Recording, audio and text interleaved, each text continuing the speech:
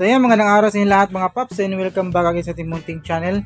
So for this video, meron tayong dito mga paps, tanggap bali isang Sharp 40 inches LED TV. Ayan, LED TV din kanyang model. Ito yung kanyang model, oh.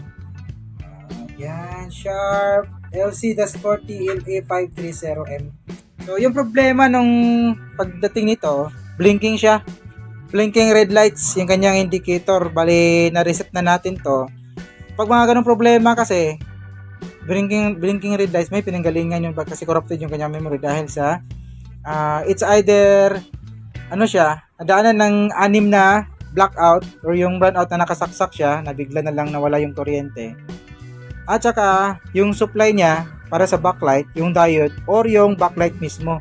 So sa sitwasyon natin ngayon ito, yung unit na to, ang problema niya, ang dahilan kung bakit nag-corrupt yung kanyang memory, nag-blinking yung kanyang indicator, kasi ngayon may problema yung backlight niya. So ginawa natin is ni-reset natin siya, then bumalik na po siya, gumana na po yung unit natin, pero makikita natin yung problema niya sa kanyang backlight. So baka hindi nyo pa alam kung paano i-reset or pa labasin yung factory reset nito, ng unit na to, yung model na to. Tuturo ko sa inyo ngayon. So ayan, wait lang. Boy! Isa boy. Hingi tayo ng tulong sa ating poging big boss. So, wait lang boy, wag kang dyan. So, excited ka naman. So, ito ang pag-reset nito, dito tayo sa may button. So, ang gagawin natin, long press natin yung volume minus or volume down, then input. Pagsamahin po natin yung volume minus and input. Ayan. Then sabay saksak. Ayan, sabay saksak. Ayan. Ayan. So, wag nating bitawan hanggang sa lalabas yung kanyang factory settings. So, ayun. Pag lumabas na, saka bitawan nyo na kasi lumabas na eh. So, ang lalabas, ayan, key, ayan, 40 Sharp model. Ito yung lalabas. Para mapalabas mo yung kanyang factory settings talaga, meron pa tayong pipindutin dito. Kasi kung remote yung gagamitin natin, kahit anong scroll dito, hindi siya lalabas. Meron siyang secret pin para mapalabas yung kanyang factory settings. So, yung paglabas ng factory settings nito, is pindutin natin yung kanyang nakalimutan ko na, baka ito subukan natin. Ayun, yan pala, tama tayo. Volume plus, tapos channel minus. Kalimutan ko na. Volume plus, ito volume minus, tapos channel minus. Channel down, saka volume down. Ito yung pipindutin natin para mapalabas natin yung kanyang factory settings. So, ginawa ko nakalimutan ko na lang. Sa pasensya na. Ayan. So, napalabas natin by ito, volume minus, then channel down. Kailangan mo siyang pagsabayin talaga ng pindot, kasi kung hindi mo siya masabay, ang resulta is nilipat ko siya ng channel, kasi yung channel yung napindot. Kung hindi naman, kung nauna yung volume nung lalabas.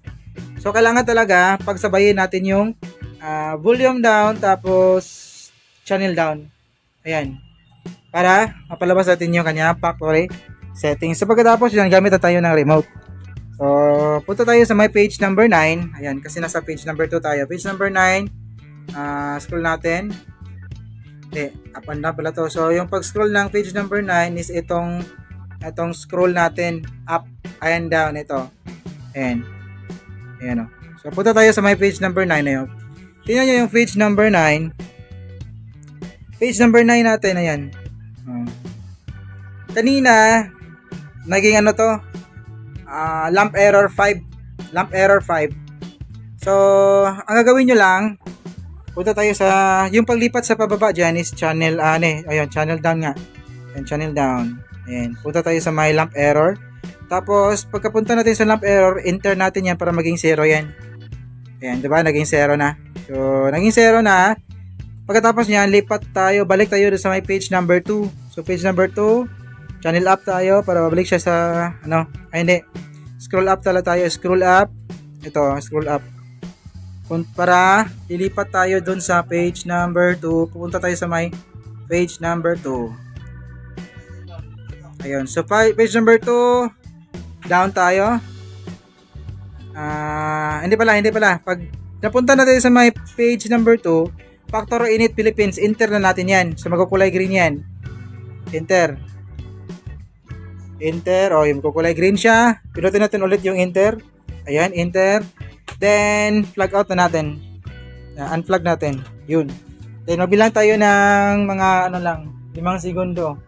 5, 4, 3, 2, 1, then 0, then saksak natin ulit. Ayan, saksak ulit. Ayan. Then, pinutin natin yung power.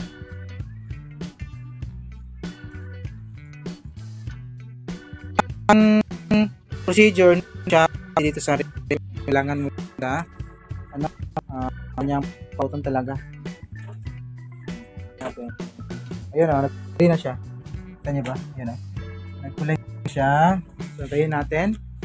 Parang, na-reset talaga natin yung unit niya. Na-reset natin. Ayun o. Yan. Balik tayo sa kanyang menu setup. Enter lang natin yan. Enter. Okay. Okay, home.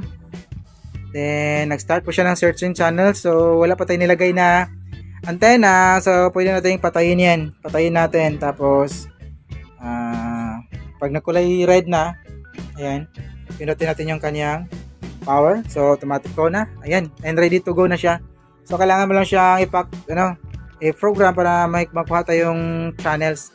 So, makikita natin dito ngayon yung kanyang problema kung bakit naging corrupted yung kanyang memory dahil sa problema ng backlight. Ayan, so, ayan dito, sa side na to, meron siyang maitim na side.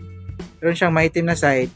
Ayan, makikita mo dito, visible talaga siya. Ang problema kasi, yung backlight na nandito sa may side na to, it's either sa baba, hindi, nandito siguro. Yung backlight pala nito is edge type backlight. So, dito yan sa may taas nakalagay.